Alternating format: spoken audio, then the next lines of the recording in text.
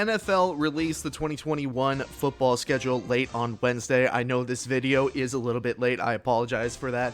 But the NFL schedule for 2021 was released late on Wednesday, and everybody's super excited about it, and naturally as they should be. You know, this is the last big nugget of information we get about the next football season before there's this long period of speculation where every single media member, every single analyst, and fans alike will just sit there and speculate about who's going to overperform, who's going to underperform, and we'll get to that as well on the show. We'll get to plenty of speculation and predictions. I'm going to try not to microanalyze everything, but we'll get to that, predicting, you know, winners of divisions and stuff like that. We'll get to that, I promise. But when it comes to the NFL schedule today, I wanted to send out some big takeaways. I wanted to tell my biggest takeaways from the 2021 NFL schedule at face value as it stands right now. Something that you can pinpoint now, regardless of what happens over the next few months, and say, okay, this is interesting, I should keep an eye on this.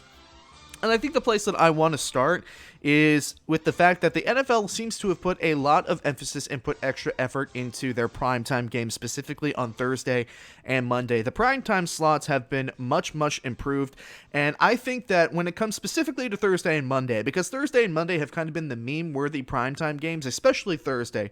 Monday has had some good games here or there, but Thursday night football, for at least a couple seasons now, the general consensus has been, why are we having these games on Thursday? They always seem to be kind of barn burners, not very interesting. This year, I would argue there are a couple of games that are going to be barn burners, and obviously the worth and value of these games is going to change depending on what happens during the course of the season. But as it stands right now, the 2021 schedule for Thursday night games actually looks really solid. You got Rams, Seahawks on October 7th, Buccaneers, Eagles next week, then Broncos, Browns, Packers, Cardinals, Jets, Colts. That one might be a little bit of a stinker. Ravens at Dolphins. That one will be really good. Patriots, Falcons, Cowboys, Saints, Steelers, Vikings, Kansas City at the Chargers on December 16th, and then there is a Christmas Day special between the Browns and the Packers. And regardless of where Aaron Rodgers is on the football field, I think that Christmas Day special game will be absolutely electrifying between the Packers and the Browns. And then moving on to Monday Night Football, there is a star quarterback. I believe I read this from the Callan Coward show. For the first 14 weeks of Monday Night Football, there is a quote-unquote star QB in at least one team during those games. So week 1, you got Baltimore versus Raiders, then Detroit versus Green Bay, Philadelphia versus Dallas, Las Vegas again versus the Chargers this time, Colts, Ravens, Bills, Titans, Saints, Seahawks, Giants, Chiefs, Bears, Steelers, Rams, 49ers on the 15th of November. That's going to be really good. And the later half of that schedule for the last 6 or 7 weeks of the season is really good as well. I would encourage you to take a look at the schedule yourself. I'm a little bit pressed for time, so I don't want to read everything out necessarily, but it appears to me like the NFL is really trying to take stock in making sure that the other primetime games are as enjoyable as the Sunday Night Football games have been. Second biggest takeaway that I have from the season is that there is going to be no 17-0 team, and I don't know why people are so fixated on the perfect season.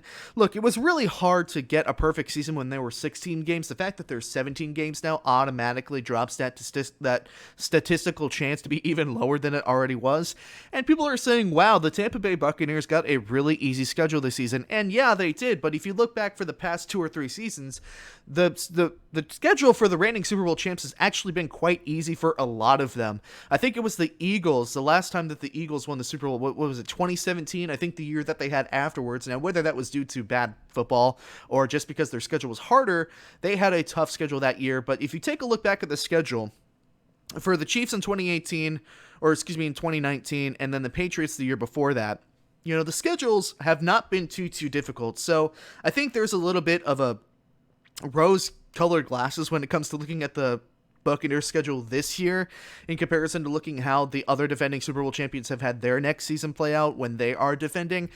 Most of it is pretty similar. They do have an easy schedule, but that doesn't mean that they're going to go 17-0. And besides, it's not like the Buccaneers were running through the league last season either. They had plenty of trouble getting through the season, multiple times in which it looked like the Buccaneers were going to be struggling throughout the rest of the season and that they might not make the playoffs. They were 7-5 at one point. And then Tom Brady turned into Tom Brady, and we all know how that turned out. So the next takeaway that I have is that the Chicago Bears got absolutely screwed, and Matt Nagy and Ryan Pace should be be shaking in their boots right now. They by far and away got the hardest schedule out of anybody. It's going to be really difficult for Chicago to be able to contend in the NFC North this year based on their schedule. Justin Fields, even if he's fantastic, he is going to run into a lot of great defenses. The Bears got screwed. The Bears really needed a good season to save, well, I say the Bears in general, but I think Ryan Pace and Matt Nagy really needed an easier schedule and a good season to save their jobs, and I would be surprised if the Bears won more than 7 games this season. I think that they got absolutely screwed over here, and I feel bad for Ryan Pace and Matt Nagy because they absolutely needed a good season, or a good schedule rather, to produce a winning season to move on. The defense is going to win them a lot of games, and Justin Fields is going to be good once he ends up, getting on the football field, which I feel like he will eventually. Obviously, Andy Dalton is QB1 at the very moment, but the Bears are going to have a rough go of things. And the last big takeaway that I have is, wow, the AFC East is going to be extremely competitive this season. The AFC East, at least in terms of the strength of schedule. And by the way, the schedule that I'm going off of, or the strength of schedule statistics that I'm going off of, is produced by Mike Clay of ESPN. That's the one that I'm going off of. You can do a quick Twitter search. I'll even leave something in the description so you can look at it.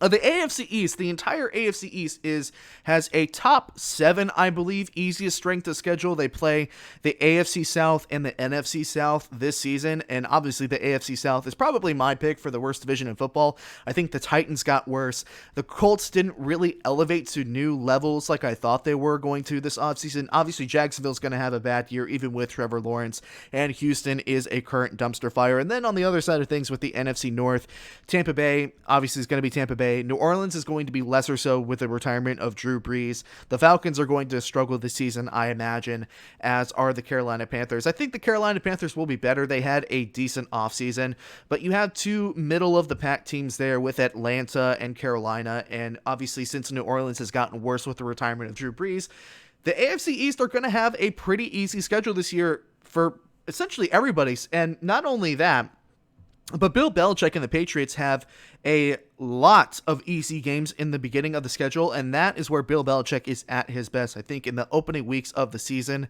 So the Patriots are going to have a renewed sense of urgency. They're going to be much better this year. They're going to be competitive for the top spot in the AFC East. The Dolphins got better. The Jets are going to be last in the division this year, obviously, with all the work that they have to do. That was kind of a no-brainer, but between the Bills, the Patriots, and the Dolphins, and all of them have really, really easy schedules, you could see an AFC East in which all of these teams have 12 or 11 wins easily. So the AFC is going to be the division to watch this year, I think, along with the AFC North. I think the NFC West is going to be interesting as well. Those are the 3 big divisions I think I would look out for. But the AFC East might end up being one of the most competitive divisions in football, is based on the drafts that all the teams have, based on the schedules that they have.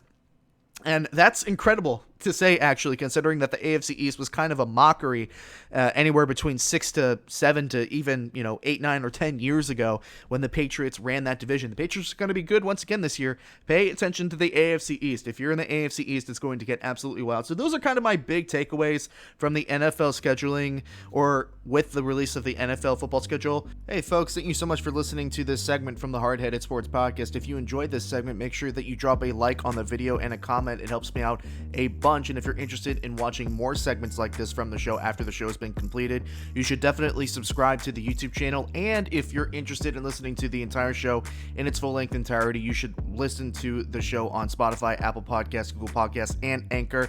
Once again, thank you so much for watching the video. My name is Nick Ryan, and I will see you all again very soon.